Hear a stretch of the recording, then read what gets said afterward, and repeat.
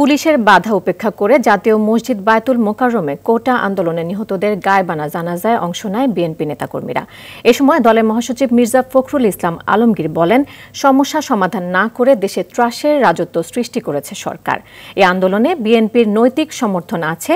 দেশবাসীকে শিক্ষার্থীদের পাশে দাঁড়ানোর আহ্বান জানান ফখরুল। জাহিদ রহমানের রিপোর্ট। কোটা সংস্কারের দাবিতে নিহত শিক্ষার্থীদের গায়বানা জানাজায় অংশ নিতে গেলে পুলিশি বাধায় পড়েন বিএনপি নেতাকর্মীরা।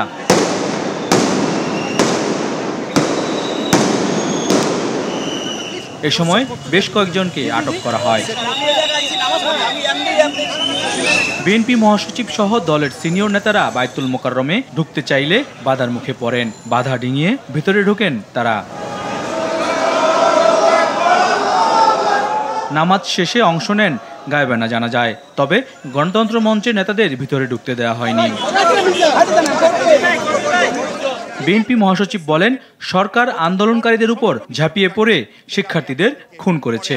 ছাত্রদের একটা ন্যায়সঙ্গত দাবি শুধু কোটার ব্যাপারে, এটা তারা আলাপ আলোচনার মধ্যেই শেষ করতে পারত, কিন্তু শুধুমাত্র তার জেদের কারণে আজকে তারা এই একটা হত্যাকাণ্ড ঘটিয়েছে। আন্দোলনের সঙ্গে শিক্ষার্থীরা সরাসরি জড়িত। আমরা এই আন্দোলনের সঙ্গে কখনোই সরাসরি জড়িত নই।